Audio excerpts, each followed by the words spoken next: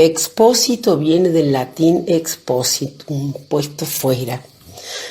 Así se llamaban niños expósitos a aquellos que eran abandonados, dejados en instituciones de beneficencia o en alguna iglesia o en la calle. Cuando el rey Carlos III creó el Virreinato del Río de la Plata y habilitó abrió el puerto de Buenos Aires, mandó 9.000 soldados para su custodia. Eso hizo que aumentaran brutalmente la cantidad de violaciones a mujeres nativas y también brutalmente la cantidad de embarazos no deseados y de niños abandonados. Esos niños sufrían atrocidades porque eran comidos por los perros o los cerdos, estaban en la calle solos, crecían solos y eran devorados por perros o por cerdos, o se ahogaban en los charcos, o morían de frío o de sed o de hambre, o los atropellaban los carruajes porque no había alumbrado público. Eso hizo que los vecinos le pidieran al virrey Bertis que fundara una casa para recogerlos, y así fue que el virrey Bertis fundó en un solar que ahora estaba ubicado donde ahora está la Manzana de las Luces, la primera casa de niños expósitos del Río de la Plata. Y con la casa fundó una imprenta para que los niños trabajaran ahí de tipógrafos y con eso se sostuvieran los gastos de la casa. En esa imprenta se imprimió toda la literatura panfletaria revolucionaria previa a la Revolución de Mayo. 100 años más tarde, muy cerca de ahí, apareció un niño abandonado con un pañuelo que tenía escrito: "Este niño ha sido bautizado", y se llama Benito Juan Martín. El pañuelo tenía también una flor bordada, cortada en diagonal, que es un método que se solía usar para volver con la otra parte en el caso de que se quisiera recuperar al niño, cosa que nunca sucedió. 7 años pasó ese chico en esa casa regenteada por las monjas, hasta que lo adoptaron un carbonero genovés y su mujer, una entrerriana de origen indígena.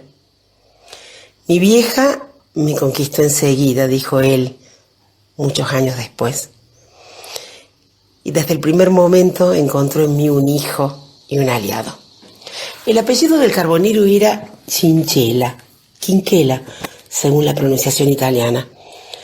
El chico ayudaba al padre en la carbonería y con los restos de carbón, vaya uno a saber por qué milagro, empezó a hacer sus primeros dibujos.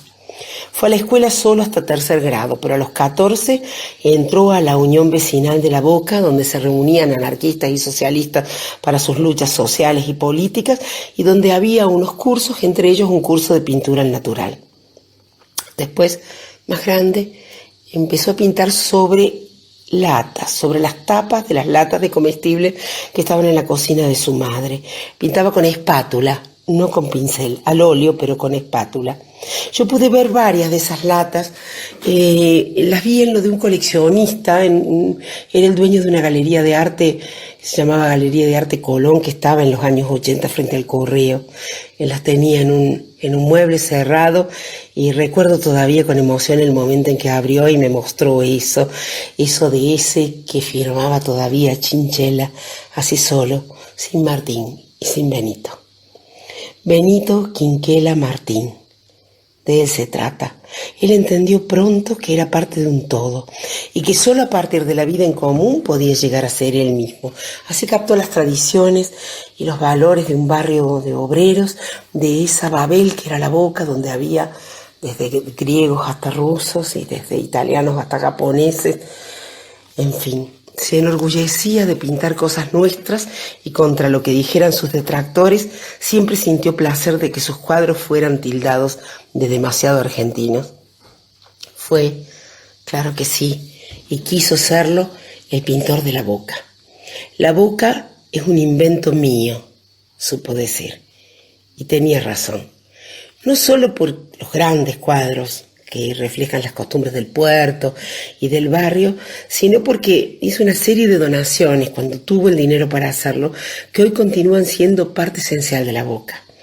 Donó, por ejemplo, el terreno para que se hiciera el edificio del Museo de Bellas Artes de la Boca, la escuela número 9, el Lactarium, que hoy se llama Jardín Maternal Quinquela Martín, la Escuela de Artes Gráficas. Donó grabados y óleos para integrar el museo que hoy lleva su nombre, pero quizás su mayor aporte a la estética del barrio fue la intervención en la fachada de la Vuelta de Roca, hasta que se inauguró Caminito como Caminito en 1959. Ese callejón, junto a unas vías de ferrocarril abandonada, que hoy tiene, digamos, aloja a artistas de todos los pelajes y es un museo al aire libre al que van turistas de todas partes, lo inició él con las pinturas de esas fachadas. No solo usó los colores de esos cuadros, sino que pintó las fachadas de la Vuelta de Roca.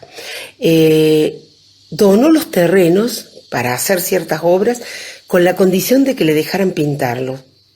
Y logró, lo más interesante, que muchos vecinos pintaran sus casas con esos colores, los de las fachadas y los de esos cuadros.